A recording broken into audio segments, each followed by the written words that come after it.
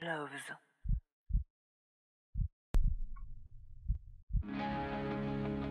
The first step, the very first one, is the only one that matters. The only one that matters.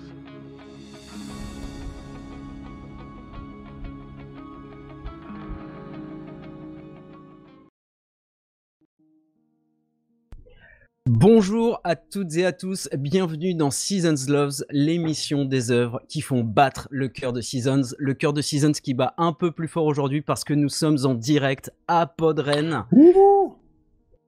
Je suis Ego, chanteur et auteur du projet Merci la foule en délire. Et de l'autre côté de la rue, Nico, où une morne pluie ne fait que tomber, emportant avec elle un petit bateau en papier enduit de paraffine, celui que vous attendez toutes et tous, le maestro de Seasons, le compositeur, arrangeur, l'ingé son infatigable, l'homme à la 6 cordes, voire à la 7 cordes, le guitariste le plus terrifiant de Derry, Alex. Bonjour Alex, est-ce que tu veux un ballon?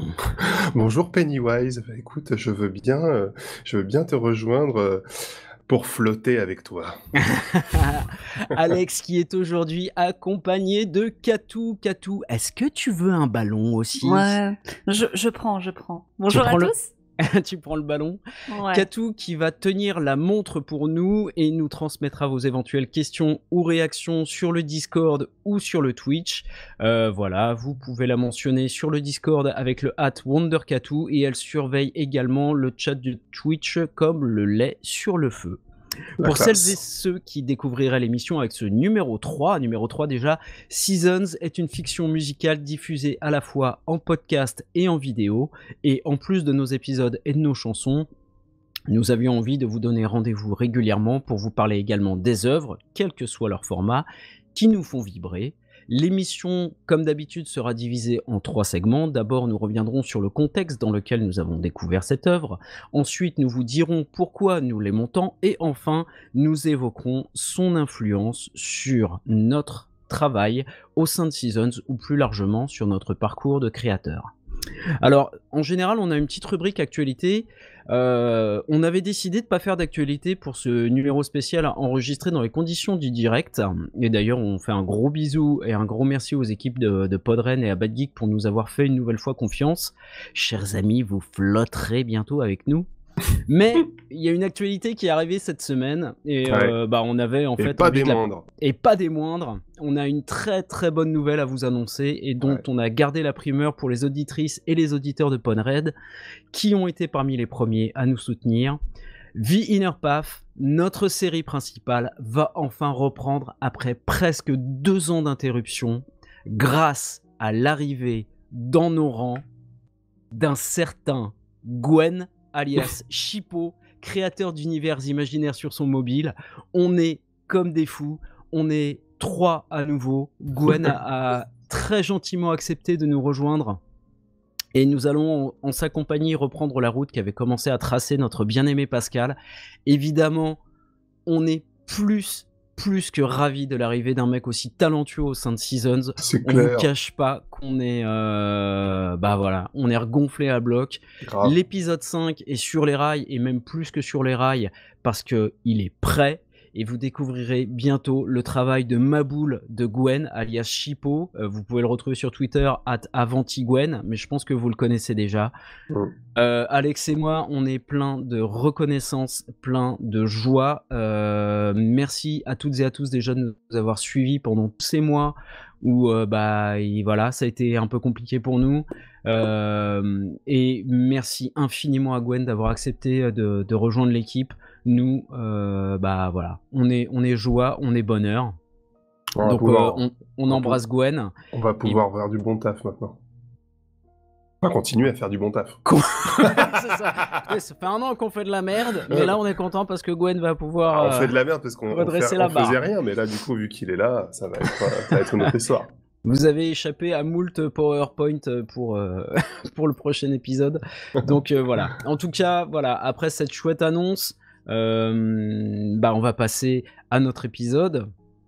Et comme vous l'avez compris, grâce au désormais légendaire et très subtil indice que j'ai glissé dans la présentation d'Alex en début d'émission, voilà, un indice complètement inutile puisque nous mentionnons toujours le thème du titre dans l'émission, je m'en suis aperçu. Aujourd'hui, nous parlons de ça. Comme lors de notre dernier numéro consacré au Seigneur des Anneaux, Alex vous parlera essentiellement du téléfilm de 1990. Quant à moi, je vous parlerai des romans. Alors, c'est le moment du résumé Wikipédia. Ouvrez les guillemets. Ça est un roman d'horreur écrit par Stephen King, publié en 1986. Il raconte la lutte entre 7 enfants terrorisés devenus adultes et une entité maléfique connue sous le nom de Ça, qui prend la forme de leurs peurs les plus profondes, mais se présente principalement sous la forme d'un clown maléfique, se faisant appeler Gripsou. Ou Pennywise en version anglaise. Voilà, tout à fait. Merci Alex pour cette précision.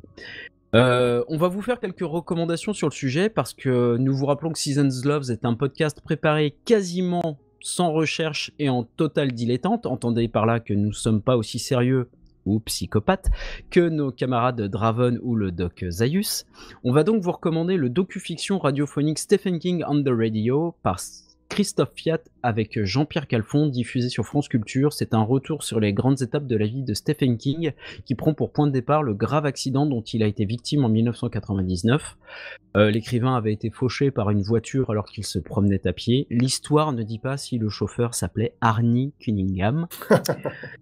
T'as des chances que ça aurait été joli. Ouais, tu m'étonnes. On va vous recommander également le podcast Tu aimes les films d'horreur que vous retrouvez ce soir à 19h30 et qui a consacré 3 numéros à l'adaptation télévisée de 1990 ainsi qu'aux 2 chapitres des films sortis en 2017 et 2019.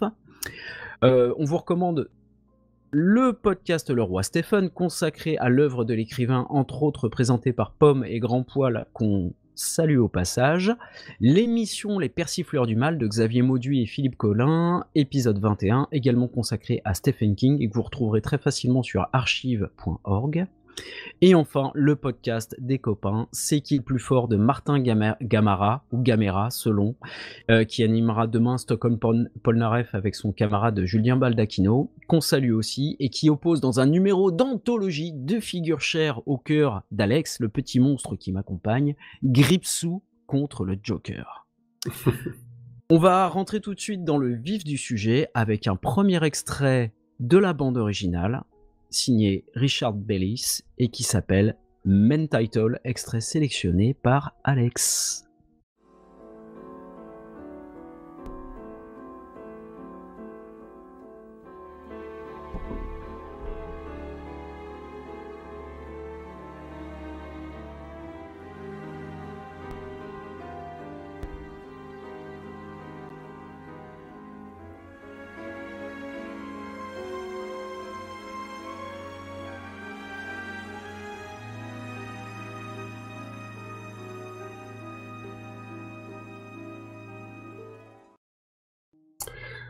Donc l'extrait que vous venez d'écouter s'appelle Main Title, comme l'a dit Ego. Donc la musique est composée par Richard Bellis. C'est un compositeur et acteur américain, né le 3 avril 1946 à Pasadena aux États-Unis.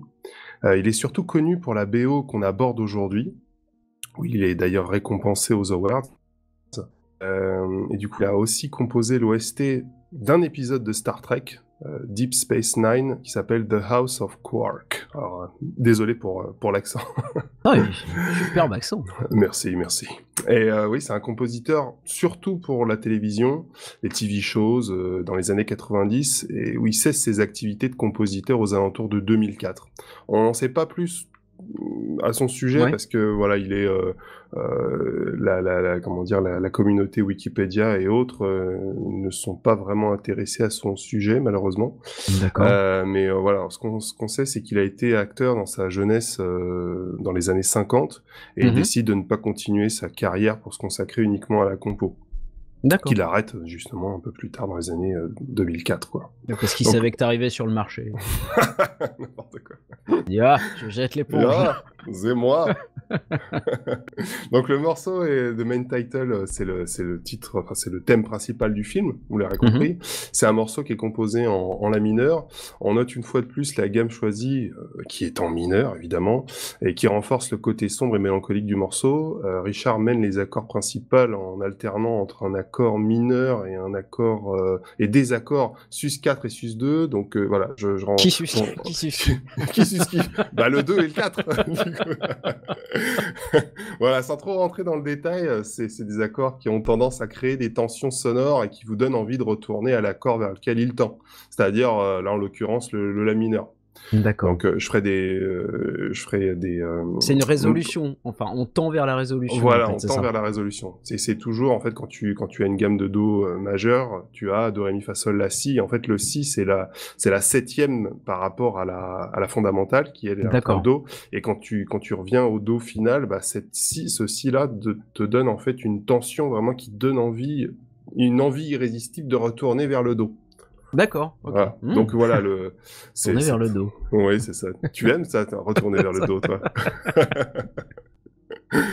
Donc en faisant ça, donc Richard réalise une sorte de boucle infinie et qui peut s'assimiler en fait à ce que le clown réapparaisse tous les 27 ans indéfiniment pour se nourrir. Et on a d'ailleurs une modulation franche qui passe de la mineure à do mineur. Donc la modulation, en fait, c'est de jouer justement sur les tensions qui font pas partie de la gamme pour évoluer vers une autre gamme. Voilà. D'accord. Et en fait, il fait augmenter justement sa modulation plusieurs fois justement pour, enfin, à mon sens, c'est pour représenter plus, si tu veux, son cycle éternel en fait, son côté phénix qui apparaît tous les 27 ans. Quoi. Voilà, et d'ailleurs dans le film des années 90, dans le téléfilm, Pennywise ou Gripsou te dit « Je suis le dévoreur des mondes et des petits-enfants ». Ah oui. Quel charmant personnage. Ouais, c'est ça, il est gentil. Et ouais, du coup, à mon sens, le violon ici est là pour accompagner le thème rythmique, qui est le thème que le compositeur cherche à nous faire rentrer dans sa boucle infinie, quoi, si tu veux. D'accord, ok. Voilà. Donc ça, c'est mon analyse pour ce premier extrait. Eh bien, c'est parfait, je te remercie Alex. On va passer au premier segment, donc qui est le contexte de la découverte. Alors, me concernant, on va retourner à la bibliothèque, là où on s'était laissé pour le Seigneur des Anneaux, hein, toujours aussi peu doué en sport. Et par contre, du coup, je me suis vengé en allant lire des livres à la bibliothèque. Donc, j'y ai d'abord lu beaucoup de BD, ensuite beaucoup de romans jeunesse, et puis l'arrivée de la fantasy, et puis un passage progressif à l'horreur. Ouais, voilà, les bouquins de Stephen King étaient évidemment mis en évidence et mis en avant par les bibliothécaires dans le rayon... évidemment dans le rayon idoine, je dirais. Pour moi, mon premier souvenir, c'est indissociable dans ma mémoire des livres j'ai lus, qui étaient tout noirs, avec des couvertures dessinées, et j'ai le souvenir assez précis d'une librairie où j'ai découvert en fait les 3 couvertures du roman qui formaient un triptyque. Avec le premier volume, c'est un enfant qui se fait arracher le bras dans le caniveau. Le deuxième volume, le clown avec son corps squelettique, et puis le 3e volume, la forme finale de ça qui est en train de dévorer les gosses. Enfin, c'est voilà, ça, ce côté graphique, Madame Or, parce que je connaissais pas du tout l'histoire, mais ça m'a vraiment happé, quoi. Ça me fascinait et ça me terrorisait en même temps. C'était. J'ai l'impression que t'es pas le seul en fait à avoir ressenti ça, parce qu'à chaque fois que je discute avec quelqu'un qui a lu les Stephen King dans les années 90, enfin en tout cas dans les bonnes périodes, on va dire. On est toujours tous très marqués en fait par la couverture, et on est vachement attiré par, en tout cas le clown, à chaque fois que tu vois ça, quand tu vois vraiment sa représentation sur les livres, du coup c'est vrai que ça te donne envie et ça a intrigué tout le monde, j'ai l'impression. Ouais. Tu les connaissais ces couvertures, Katou, au fait? Ouais, je les connaissais. Je pense que c'est les premiers livres que j'ai commencé à lire quand j'étais au collège, qui était aussi dans le CDI de mon collège. Ah bah, tu vois. Bonne ambiance. C'est possible. Ouais, c'est ça. Sympa chez eux.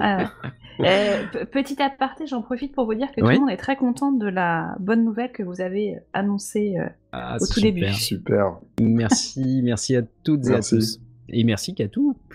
Moi, alors donc le bouquin m'a tellement terrifié, enfin la couverture, que je cachais mon livre sous mon lit. Sérieux? Au lieu de le poser sur ma table de nuit pour pas voir la tête du clown sur la tranche, en fait. Parce que sur la tranche j'ai lu, t'as toujours une miniature et je voyais la tête du clown avant de m'endormir et non, voilà, donc je cachais le bouquin sous mon pieu. Ouais. J'ai de nombreux volumes de Stephen King dans cette collection, j'en ai acheté beaucoup, on m'en a offert énormément. Je me rappelle d'un Noël où on m'a offert une boîte à chaussures remplie de bouquins de Stephen King. C'est un de mes meilleurs souvenirs de Noël. Pour moi, King, évidemment, c'est de la lecture plaisir. C'est un écrivain qui se lit très facilement, quoique ça dépend des romans, on y reviendra. Mais souvent, il met en place un contexte, un décor, une ambiance qui semble souvent familier. On se sent dans ses bouquins un peu comme à la maison, en fait. C'est ça que j'aime beaucoup. Alors, v'là la gueule de la maison, mais voilà. Dans mes livres préférés, il y a Marche ou crève, Running Man, Rage, Cimetière, Salem, 22 novembre 63. 22 novembre 63, c'est sans doute celui qui m'a le plus marqué et vraiment touché, mais touché quoi. J'ai été ému, très ému par la fin. Dans sa période récente. Je vous recommande également la version audio du livre pour ceux qui n'ont pas envie de se tartiner le roman. La version audio est super. Le comédien qui lit le bouquin est vraiment. Oui, je suis en train de l'écouter en ce moment justement. Ouais. Et franchement, il fait ça super, très bien. Ouais. Ah ouais, le mec est au top. Alors 22 novembre 63 qui a fait l'objet d'une adaptation qui était pas fameuse avec James Franco qui avait pas l'air d'être là en fait. Voilà. Mais bon. Peut-être des problèmes. Ouais, mais sur la série, j'étais très content de le voir débarquer sur la série, puis j'ai regardé la série, je fais mais il est pas dans le truc en fait. Et d'ailleurs, puisqu'on en est à parler d'adaptation, évoquons évidemment le téléfilm de 90 avec Tim Curry. Alors, les meilleures adaptations des livres de Stephen King sont celles qui s'avèrent le moins fidèles à ces derniers, c'est vrai.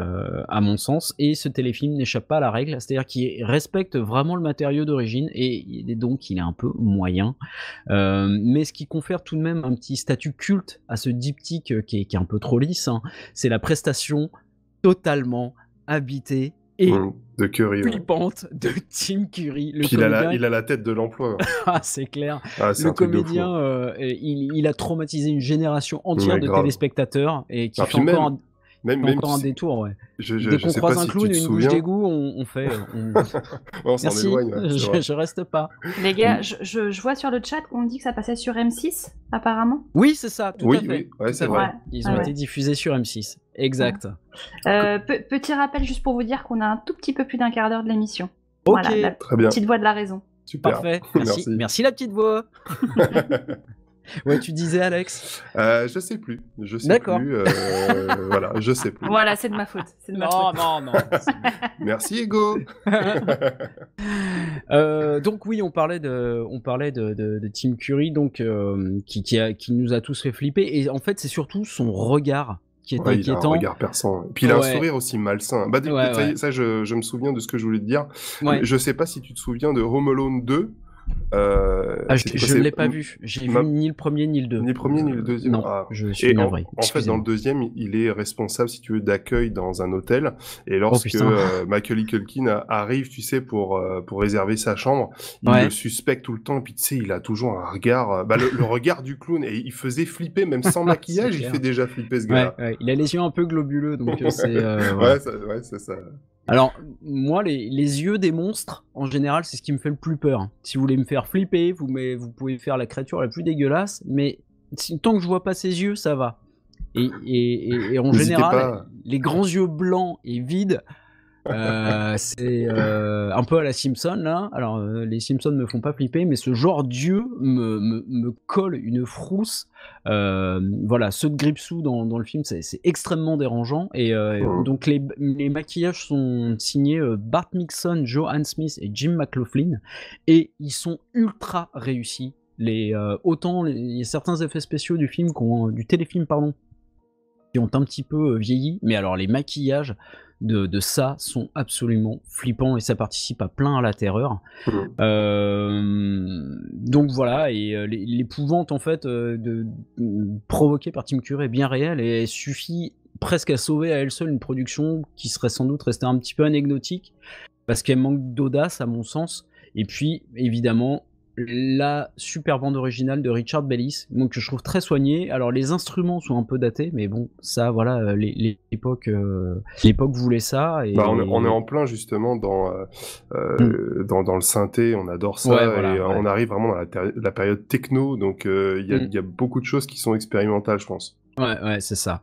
Et voilà pour moi. Et toi, Alex, ça s'est passé comment cette découverte de Pennywise? Bah ouais, la première fois que j'ai découvert l'œuvre, en fait, c'était l'artwork, comme tu disais, du livre qui se trouvait à l'époque dans la chambre de ma frangine. Ouais. Et elle était une lectrice beaucoup plus régulière que moi, voilà. Et elle possédait quasiment tous les Stephen King, et notamment l'artwork de Cimetière. Et surtout celui de Shining avec la tête de Nicholson qui me foutait les boules à mort. Voilà. Ouais. Et ouais, il me faisait d'autant plus bader parce qu'à l'époque, je connaissais la tête du Joker de Burton, et j'avais surtout peur que l'image de son visage se mette à prendre vie et à pâlir jusqu'à prendre la forme du clown, quoi. Tu vois, tellement il me faisait flipper, quoi. Tout va bien.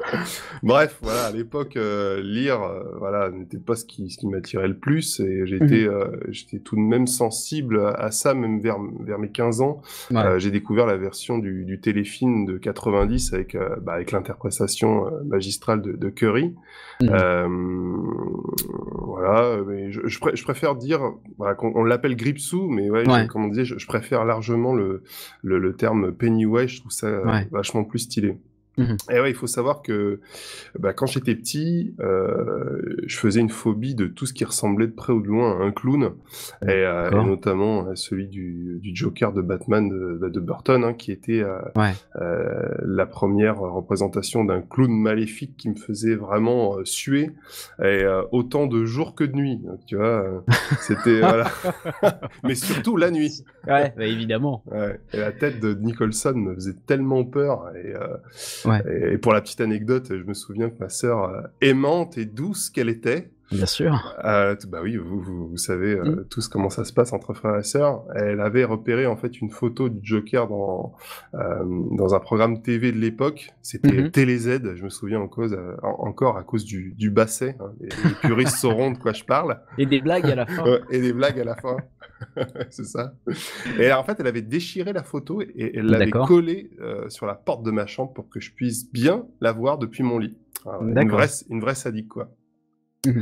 Bref, je vous parle de ça, j'étais petit, j'avais certainement 8-10 ans, et lorsque j'atteins les 14 ans, il me semble que ma sœur avait enregistré le film sur une VHS lorsque le téléfilm était passé à la télé, certainement sur, comme disait Katou, sur M6. Bien sûr. Et du coup, je lance le film et la grosse claque, quoi. Je vois la prestation de Curry, et même, c'était dingue, quoi. J'ai adoré. Et à l'époque, je faisais pas trop la différence entre les films à gros budget et les films, les téléfilms, quoi. Et je l'ai pris un petit peu comme une grosse prod classique. Et je l'ai trouvé aussi qualitatif que les autres. Alors après, voilà, j'avais un regard d'adolescent et j'avais pas vraiment assez de recul et de critique par rapport à aujourd'hui. Mais j'ai le souvenir que le film remplissait à lui seul une VHS de 3 heures, tellement c'était long. Et à l'époque, les bandes magnétiques des VHS dépassaient rarement les 180 minutes. Enfin, il y en a certainement qui vont crier en disant si, moi j'en avais j'avais 3 heures. Des 240, monsieur. Ouais, c'est ça. Ouais. Moi, à l'époque, en tout cas, dans ma médiathèque de VHS, voilà, on tournait autour des 180, donc je voyais vraiment la bande qui prenait vraiment quasiment toute la cassette, et je me suis dit, wow, le film, il est long, c'est pas possible, quoi. Et j'étais effrayé, fasciné par l'histoire qui tournait autour de ce clown mangeur de gosses, quoi. Et j'avais été intrigué non pas seulement par le clown, mais aussi par Jonathan Brandis, petit aparté, hein, qui m'était pas inconnu à l'époque, vu que je regardais très souvent l'histoire sans fin, et qui joue d'ailleurs le rôle de Bastien Bucks dans le 2e opus de l'histoire sans fin. Voilà. Mais bon, il était moins bon que le premier. Voilà, mais voilà, j'aimais beaucoup cet acteur à l'époque, et j'ai d'ailleurs été vachement attristé il y a quelques années de ça, il y a, je pense, ouais, un peu moins de 10 ans, de savoir qu'il s'est donné la mort dans ses jeunes années. Donc il est décédé à l'âge de 27 ans, apparemment. Voilà, ouais, ça m'a foutu un petit peu le bad de savoir ça, parce que vraiment j'appréciais beaucoup cet acteur. Et voilà, c'était une petite aparté. Et pour en revenir au téléfilm, j'ai trouvé que le doublage français était super bien réalisé et m'a fait plus d'effet que la version originale que je regarde de temps en temps. Oui, c'est alors le téléfilm, je le regarde de temps en temps quand je passe le ménage, hein, faut le savoir. La bonne ambiance. Voilà, et je le mets en anglais, voilà, histoire de voir un petit peu ce que ça donne, et le traitement de la voix de Pennywise et l'interprétation de Jacques Siron en français, c'est oufissime. Ouais, c'est dingue. La voix est très très flippante. Ouais. Et je suis en train de lire le roman actuellement et je remarque beaucoup de choses qui sont de plus en plus sanglantes par rapport à la version du téléfilm. Comme par exemple, pas rentrer trop dans les détails, mais par exemple la partie où Ben se fait acculer par la bande de Bowers et lui taillade le hache de Henry sur son ventre, tu sais. Et dans le téléfilm, ça tu le vois pas. Pour lui, il le menace juste et t'as Ben qui lui met un coup dans le ventre pour s'extirper un petit peu de cette situation. Et ouais, j'ai trouvé le roman très bien. Je trouve le roman très bien. Mais voir un petit chouille trop détaillé à mon goût. Par exemple, j'ai pas trop aimé la partie où King décrit la vie de Madame Uris, qui me paraît Madame Uris qui est la mère de Stan, hein, c'est ça? Ouais, la mère de Stan Uris, qui se suicide d'ailleurs en apprenant que ça est de retour. Voilà. J'en profite pour vous dire que apparemment, vous parliez du livre audio, ça serait Arnaud Romain qui serait le lecteur, c'est ce qu'on me dit sur Twitch. Ok, merci pour cette précision. Super, merci. Excellent boulot d'Arnaud Romain. Alors, bravo à lui. Merci Katou. Merci. De rien. Voilà, je pense qu'on va passer à l'extrait. Ouais, on va s'écouter un deuxième extrait de la bande originale qui s'appelle Punks.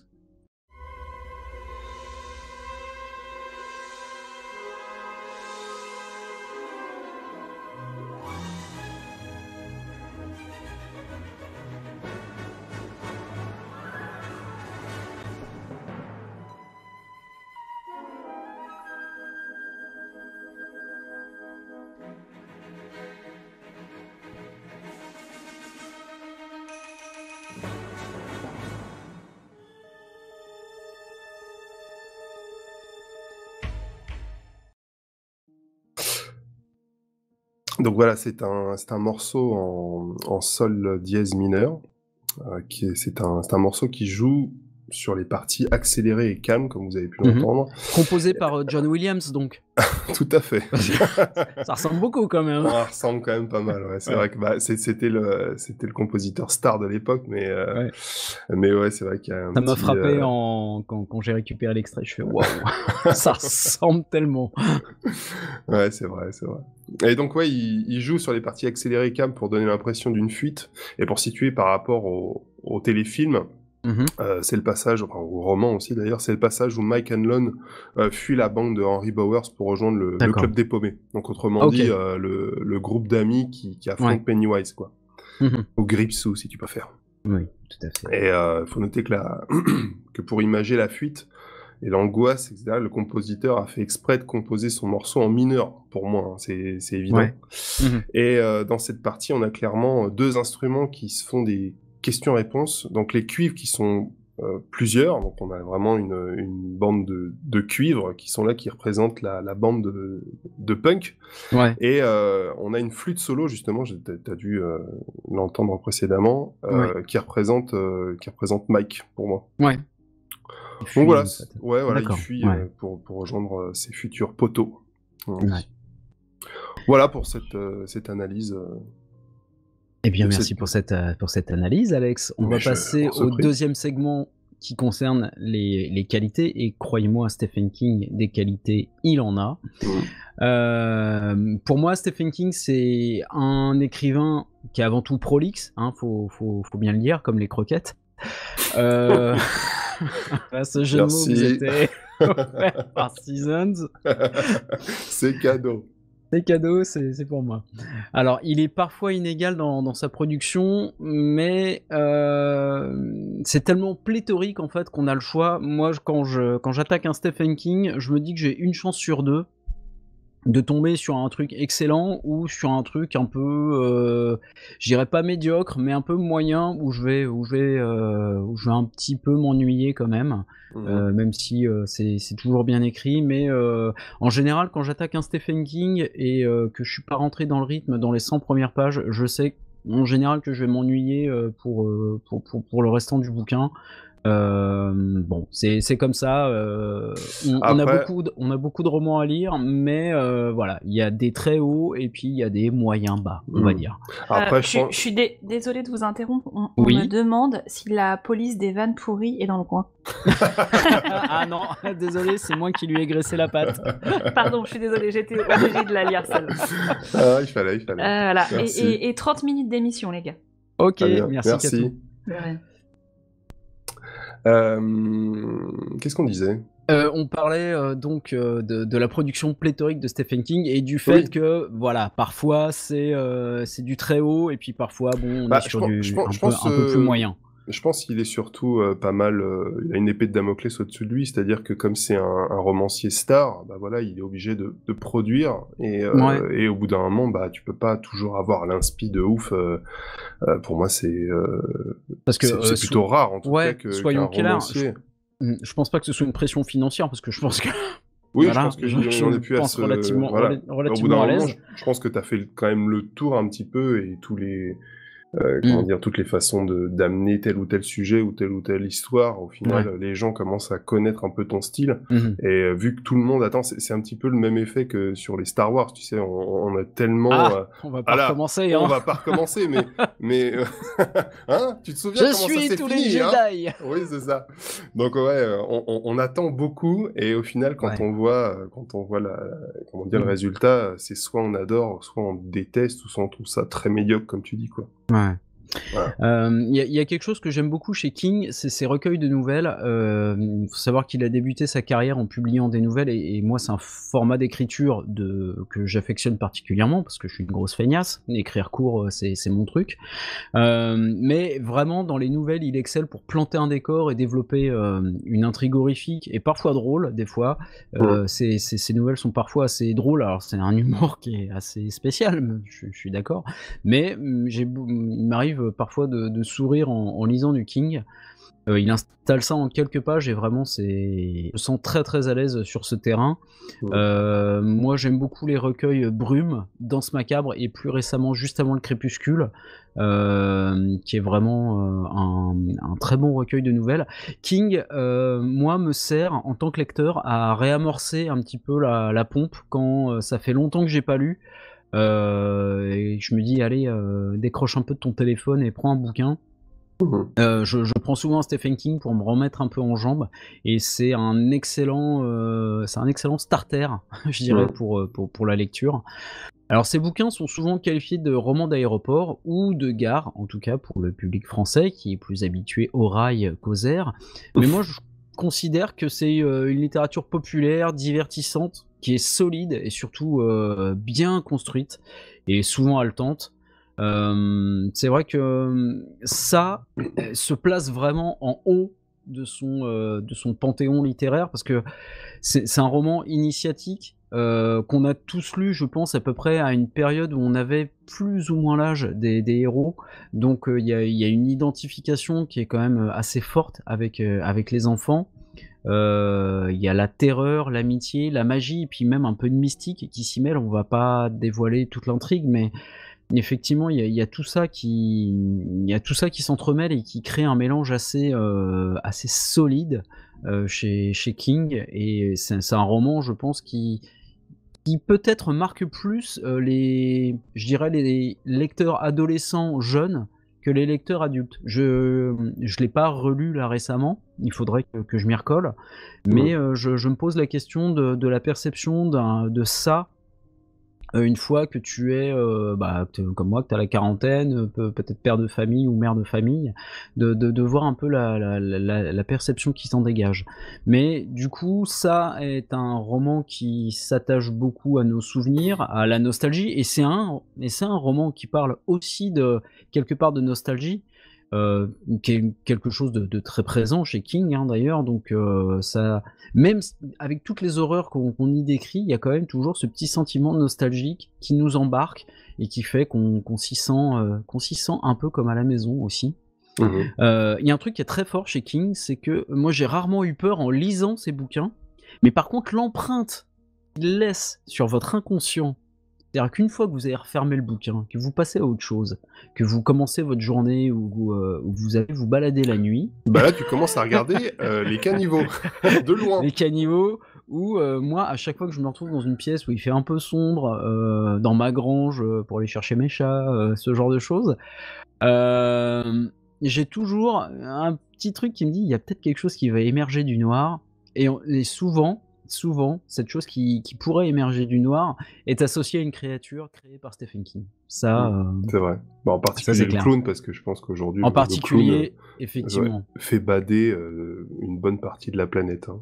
C'est ça. On doit avoir, je crois qu'il y a des manifestations de clowns anti-Stephen King. Il nous a ruiné le métier. Donc ouais, cette peur latente en fait qui reste après un bouquin de Stephen King, c'est vraiment un des trucs qui me marque le plus.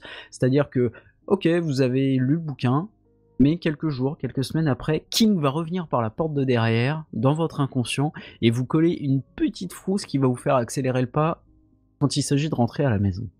C'est ça. Et toi, Alex, dis-moi tout. Bah, concernant la qualité de l'œuvre en question, je vais plus me concentrer sur celle-ci, quoi. Ouais. Et je pense que King a su toucher...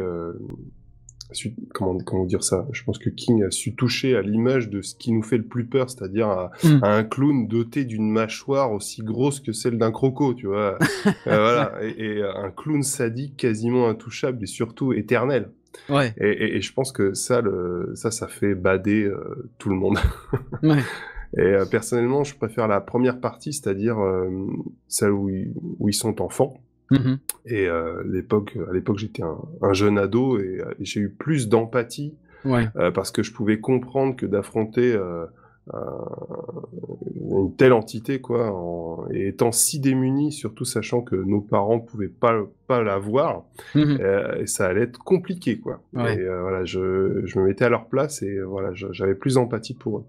Et en plus, ces ados, ils étaient confrontés au kéké de l'époque. Ouais. Les rockers intrépides et sadiques, donc Henry Bowers, Bell Huggins et toute la bande. Et voilà, les rockers, eux, qui sont transcrits plutôt à notre époque, et ça ressemblerait plus à des wesh qu'autre chose. Donc ça fait beaucoup moins peur, tu vois, tout de suite. Vas-y, donc, gros. Ouais, vas-y. Donne-moi ton sac. Et ouais, le temps a vraiment passé. Hein. Alors pour le registre musical, des mauvais garçons a changé. C'était le rock. Aujourd'hui, c'est plutôt le rap. Ouais, c'est des choses qui arrivent. Ouais. Les rockers sont trop vieux pour nous courir après maintenant. Oui, c'est ça. Alors, ouais, j'ai plusieurs passages préférés dans l'œuvre. Ouais. Et la première, c'est l'apparition de Pennywise lorsque Eddie prend sa douche à l'école. Ouais. J'ai trouvé ce passage énorme. Et il se retrouve seul. Et et les pommeaux de douche s'allument les uns après les autres. Et se déplace pour le faire rapprocher au centre le centre de la pièce et où apparaîtra le clown. Et le gosse a tellement peur qu'il finit par avoir une crise d'asthme, quoi. Et pendant que le clown se présente à lui, je me demandais encore comment il a pu lui échapper alors qu'il était en position de faiblesse, quoi. Voilà. Et deuxième passage, c'est celui où Beverly se coiffe dans sa salle de bain et on entend nos deux enfants l'appeler au secours à travers les tuyaux d'évacuation d'eau. Oui. Tu te souviens de ce passage? Oui, Et elle se rapproche, tu sais, timidement, Très tu bien. vois, pour découvrir un ballon. Alors, je sais plus dans le roman, tu me diras, mais c'est un ballon qui se gonfle dans le trou d'évacuation d'eau Je me rappelle ou c'est pas du sang précisément. Je qui me sort rappelle plus de la directement? scène dans le téléfilm en fait. Je me Ouais. rappelle pas précisément du roman. Parce que ouais, je fais une petite aparté Mm. par rapport au film. Mais dans le film, Ouais. c'est juste du sang qui ressort par le tuyau, alors que D'accord. dans le téléfilm, c'est un ballon qui se gonfle. D'accord. Elle est un peu surprise de voir ça, et quand il finit Mhm. par exploser, bah là, oui, D'accord. tu as du sang, quoi. Ok. Donc ouais, elle finit par aller voir son père et se rend compte qu'il voit absolument pas le sang qui dégouline de partout. Et cette scène-là, je me suis dit, ah ouais, c'est chaud, quoi. Surtout que son père a des tendances hyper violentes, il est même ultra Ouais. violent avec elle. Oui. Et je me suis dit que ça arrangeait rien pour cette pauvre gamine, quoi, qui cherche de l'aide, et elle C'est peut clair. compter, en fait, peut même pas compter sur son propre père, quoi. Donc c'est compliqué. Mhm. Et ouais, j'aime aussi l'ambiance de ces années 60 que nous décrit Ouais. King, les personnages. La nostalgie un peu. Ouais, la C'est fou. Hein. nostalgie. Ouais, c'est ça, c'est dingue, ouais. Le fait qu'il concentre toute l'attention sur les gosses, moi, Mhm. ça m'a plus touché, je pense. Et on Ouais. sent une vraie alchimie entre, une véritable amitié entre eux. Mhm. Et d'ailleurs, ça m'a fait, enfin, la relation qu'ils avaient, ça me faisait vachement penser. Alors, je sais pas si vous avez vu Stranger Things, mais un petit peu cette alchimie qu'ils ont entre eux. Ouais. Voilà, j'ai vachement aimé, en tout cas. On sent D'accord. qu'ils peuvent compter vraiment que Ouais. sur eux pour pouvoir affronter le clown Mhm. et parler de ça, quoi. D'accord. Et toi, je fais un détour par la petite Par voix. Catou, oui, la Catou, petite dis-moi, voix. Oui. le film, le téléfilm, en tous les cas, tu l'as vu? Ouais, je l'ai vu. Alors moi, bizarrement, j'ai pas trop la phobie des clowns. C'est pas ce qui Mm. m'a fait le plus peur. Je Ouais. reviens sur ce qu'Alex disait. Mhm. Effectivement, les scènes où tu vois du sang qui sort, ça Mhm. m'a traumatisé. Et c'est un Ouais. truc qui revient comme toi, parfois. Tu vois, genre quand tu prends une douche ou un truc machin, Ouais. et Ah, c'est des trucs qui reviennent. l'angoisse. Non, tu vois, c'est plus ça que le clown en soi. Je pense que ça me faisait pas très D'accord, peur ouais. petite. Ouais. Ouais. C'est le Moi, fait de j'ai voir des choses Ouais, s'animer autour de toi. c'est plus ça, ouais. C'est plus ce qui se Ouais. passait, l'ambiance autour. Et pareil, Ok. quand on lit du Stephen King, même sensation, quoi. C'est la Ouais. manière dont il raconte les choses qui te Mhm. font t'imaginer des trucs qui te font bader, quoi. Mm. Ouais, Ouais, c'est c'est clair vrai. que on n'est pas bien, on n'est pas bien du tout. C'est ça. Eh bien, écoutez, les amis, on va passer au troisième extrait de la bande originale du téléfilm avec The Beast.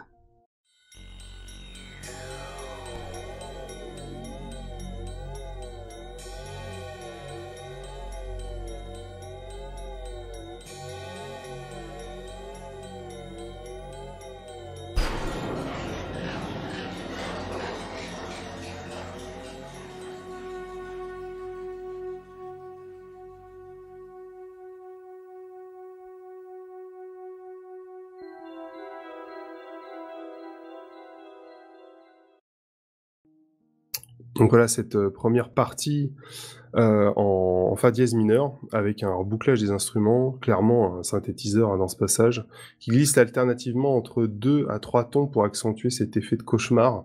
Donc on sent vraiment qu'il n'y a pas de différence de notes, hein. Ça glisse. Ah ouais, C'est c'est ce genre l'angoisse ce d'effet. truc. C'est vraiment l'angoisse totale, quoi. Et, et du coup, ouais, cette partie-là vraiment te dit que tu es en présence du clown, pour moi, et différencie aucune note à proprement Ouais. parler. Et donc on a une seconde petite partie qui est beaucoup plus calme, avec une note stagnante qui peut représenter le réveil et le soulagement. Ouais. Et justement, en fait, pour remettre la chose dans son contexte, cette musique-là, en fait, elle se trouve au moment où, comment il s'appelle, c'est Richie Tosier, en fait, rencontre le Ouais. clown pour la première fois, tu sais, en allant chercher le père justement de Beverly, parce qu'il est concierge D'accord. en fait dans son école, et descend Ouais. pour aller le chercher et tombe nez à nez Oui. avec le clown. Voilà. D'accord. Et ce passage-là, voilà, il rencontre le clown avec justement cette partie où tu n'entends vraiment aucune note distincte, et remonte à l'étage pour essayer de chercher de l'aide. Tout le monde se fout de lui parce que bah il croit avoir vu en fait un Un loup-garou. loup-garou, c'est ça. Et tu vois une suite, enfin, juste après, tu le vois en fait dans son lit, vraiment en train de bader, tu sais, il est là, les yeux ouverts, la lumière allumée, c'est tellement il flippe que le clown va réapparaître, quoi. Ouais. Donc ouais, c'est cette partie-là où tu as juste une note stagnante, où tu le vois dans tu le vois dans son lit, tu sais, tout apeuré, quoi. Ouais. Et du coup, toujours avec ce souvenir et avec une boucle comment dire, excuse-moi, pour la troisième partie, tu as en fait une boucle, pareil, Ouais. infinie, qui revient, une espèce de thème en mi mineur cette Ouais. fois-ci, et voilà, dans cette partie-là, ça va être Ah ouais, c'est infernal ce truc. voilà. Mais du coup, voilà, cette partie-là, tu vois, les notes sont distinctes les unes par Ouais. rapport aux autres.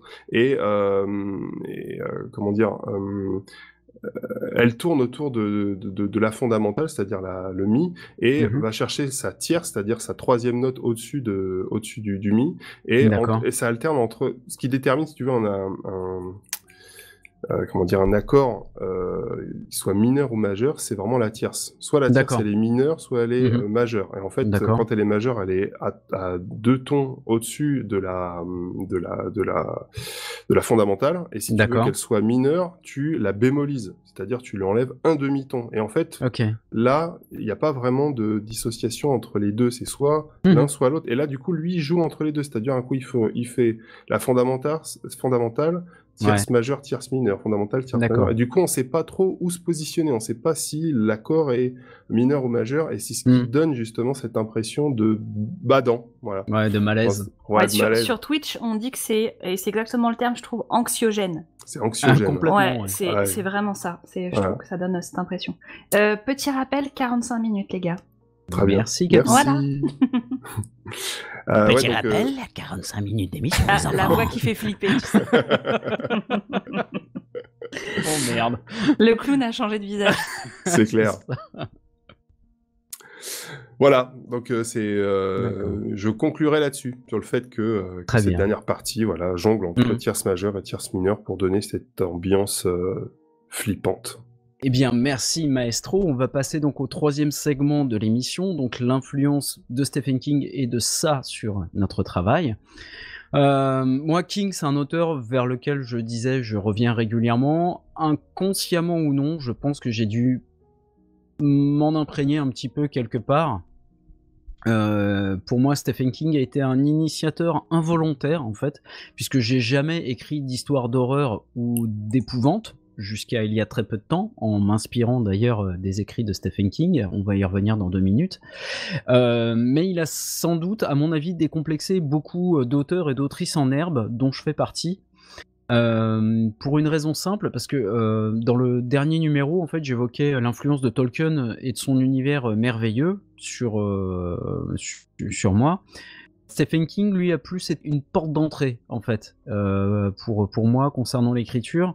C'est-à-dire que je faisais ce raisonnement inconsciemment, et qui est sans doute faux, hein, je le rappelle, mais c'était tellement facile à lire que je me suis dit, écrire, je peux m'y attaquer aussi, en fait. Et scoop, c'est faux.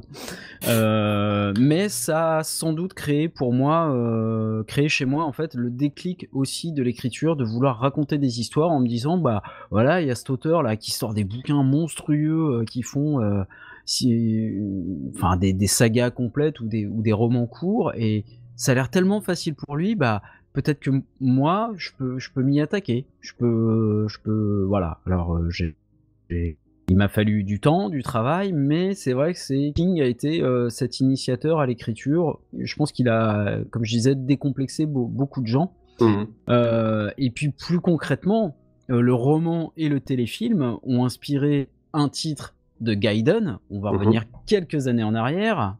Alex, le groupe dans lequel on s'est rencontrés, Gaiden. Voilà, t'avais écrit un titre un peu bluesy, un peu rentre dedans, qui avait une bonne dynamique. C'était quoi? C'était Joker Business? Et non, qui s'appelait Grotesque et Fluvium. Ah oui, pour l'album en question, je pensais que quand on s'est rencontrés, il y avait Joker Business qui était dans les il y avait Joker Business, mais quelques années après, t'étais arrivé avec Grotesque et Fluvium, qui s'appelait pas comme ça d'ailleurs à l'époque. Je sais même plus comment il s'appelait. Mais avec ce titre, et je me suis dit, putain, ce titre, et puis on avait parlé tous les deux de cette fascination que t'avais pour les clowns.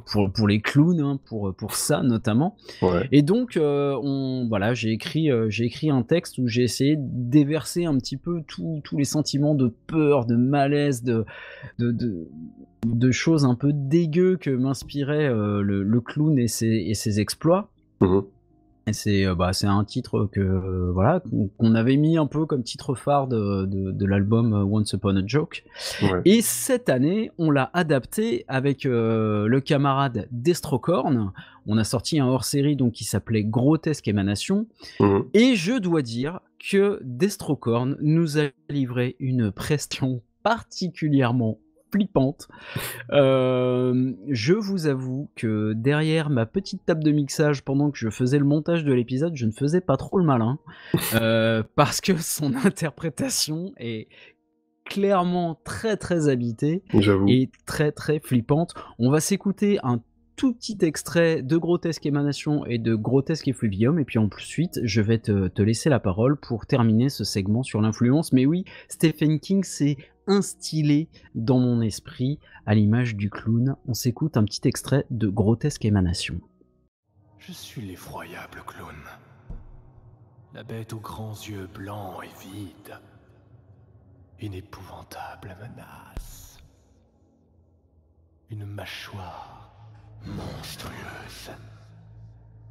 Je suis une grotesque émanation de ton esprit.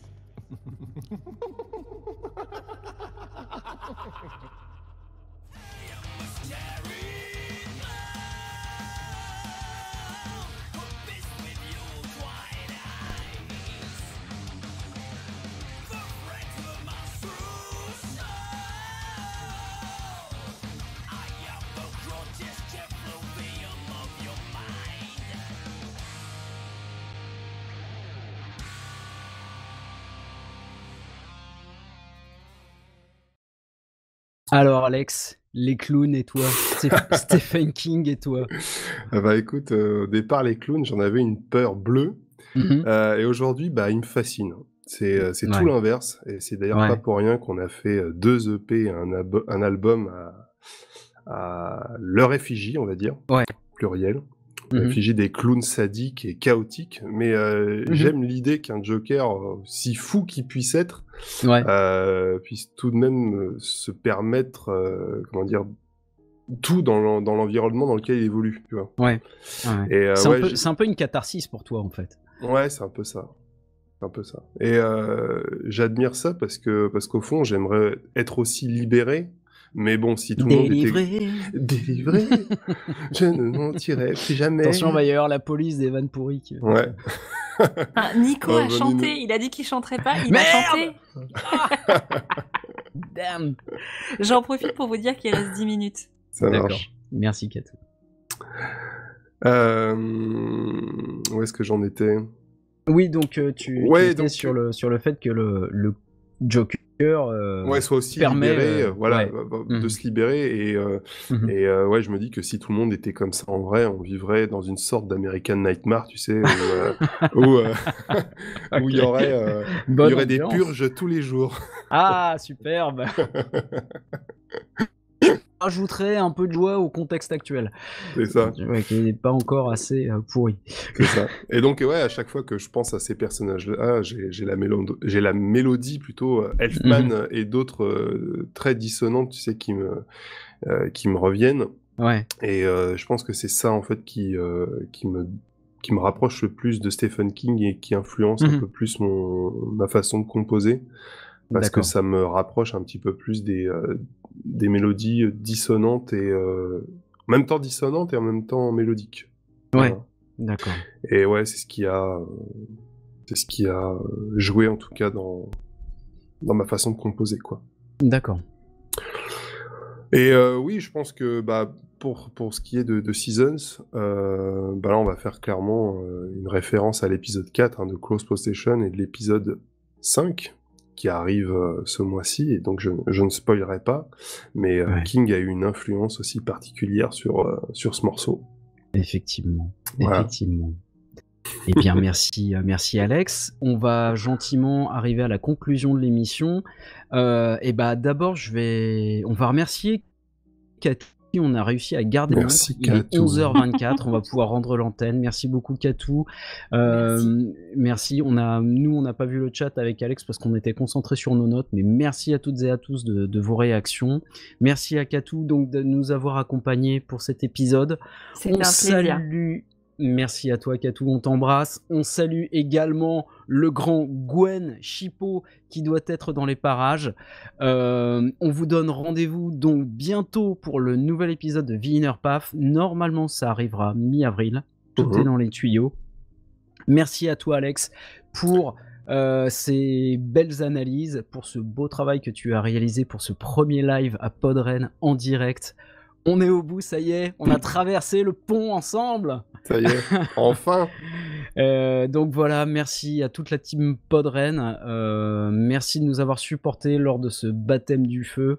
On embrasse la team Podren, tout le monde dans le chat, sur Twitch, sur Discord. On vous fait des gros bisous. Restez à l'antenne puisqu'ensuite, après nous, il y a les rois du jeu de rôle qui arrivent. Pod, monstre, trésor en direct à Podren avec lesquels vous allez pouvoir interagir.